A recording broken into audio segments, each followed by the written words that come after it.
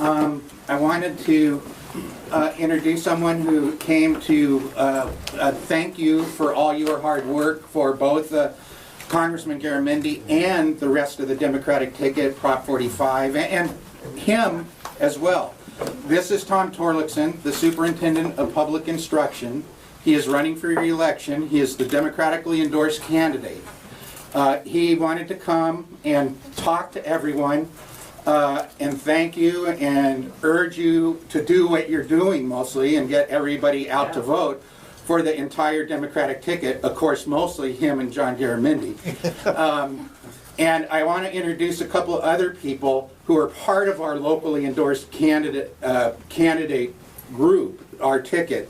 In Davis, we have two of our endorsed candidates for school board, both who would be putting the public education first message that Tom will present to you in accordance, and that is Barbara Archer. Here I am. Barbara Archer. Mike Nolan. Oh, I think Mike had to leave for an emergency. He's a house husband, so he takes care of the house for his family, and he just had to take his kids to a different place. And also representing Montevi Sunder, our other school board candidate, Neil Rood. And Montevi was going to be here, but she had to teach a class, a law school class that was a makeup class. Let me tell you about Tom. He is a former state assemblyman, former state senator from the East Bay, Walnut Creek area, and a good friend of mine that I was in a fellowship with, and you guys should try to go into Assembly Fellowship, and this was years ago, was his chief of staff, Kerry Cornwell. This was years ago, and Tom and Kerry actually, in much leaner wait time, got me to run in a couple of marathons. And of course I didn't continue, and look what happened. Oh darn. Yeah. So you look great. You're in other kind of races, and you're doing a great job.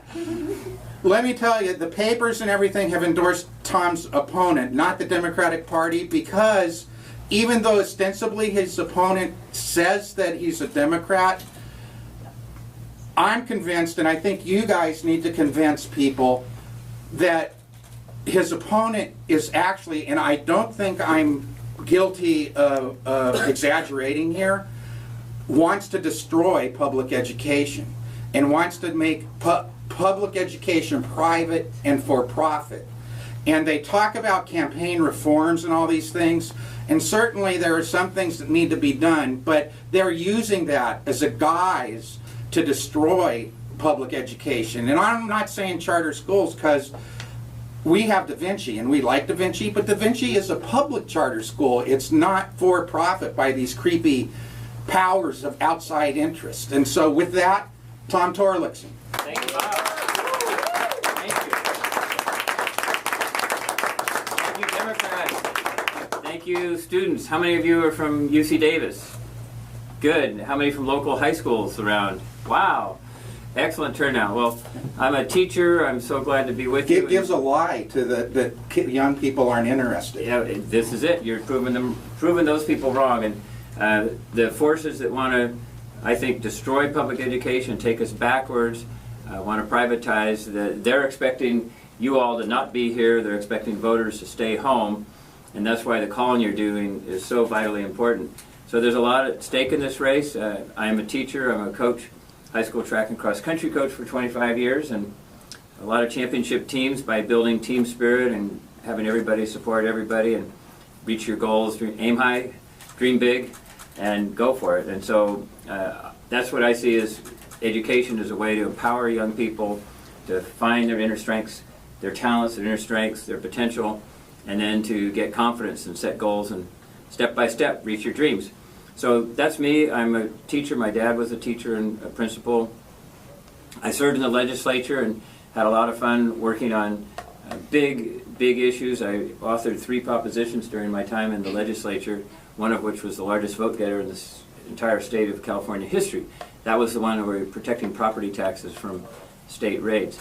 I also created the largest after-school program in the nation. It's in 4,500 schools. Safe time between 3 and 6 o'clock. communities that don't have these kind of after-school enriching programs where you can take science and art, music and drama, finish your homework, get a good nutritious snack, do dance or other fun physical activities.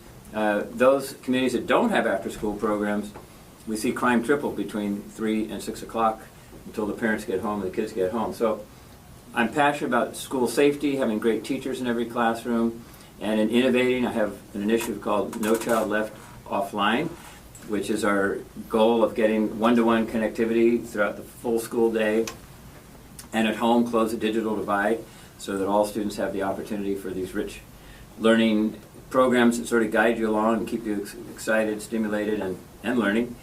So it's a fun opportunity that I ran for superintendent after a legislative career working to improve our schools and getting a lot of extra money for our schools.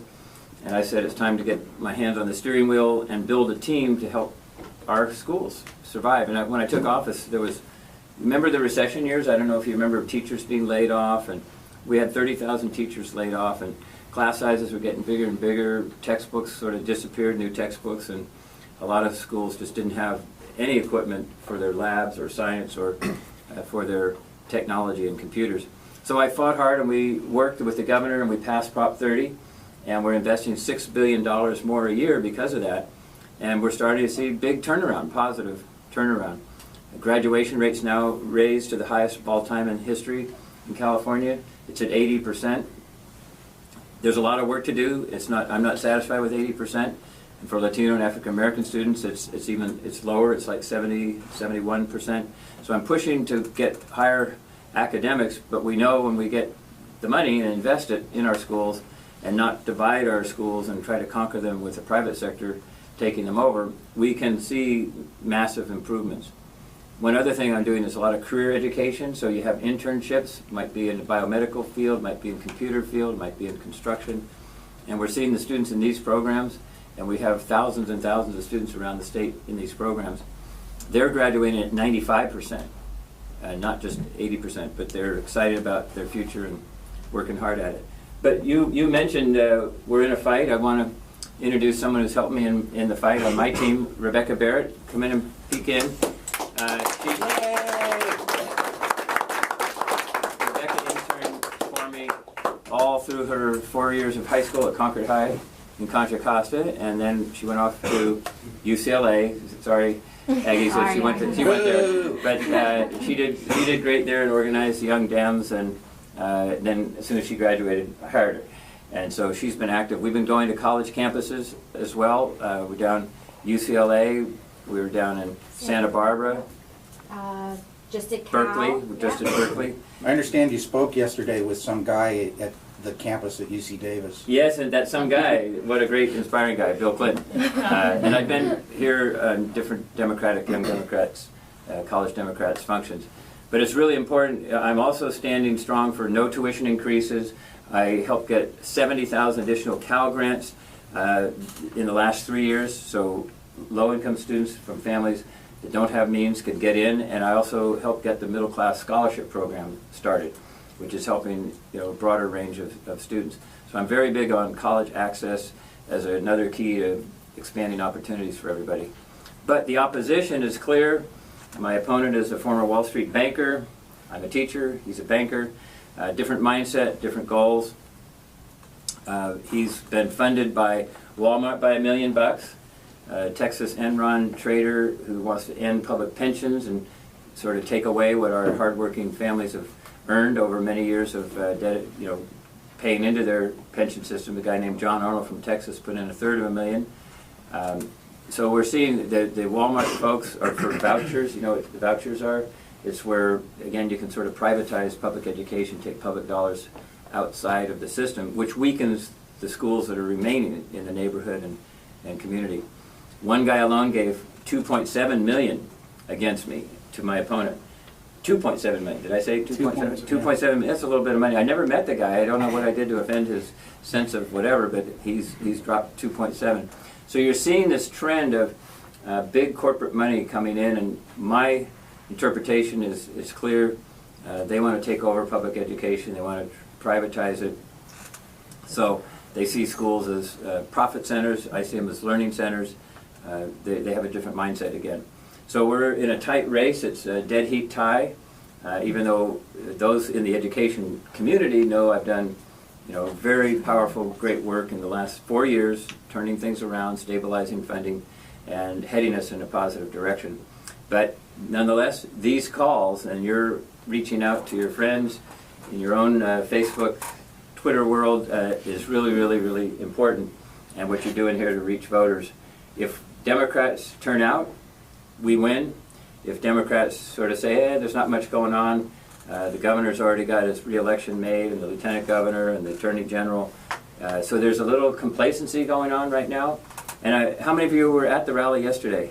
Oh, wow, most everybody here. So you heard the president say, what's at stake, and John Garamendi.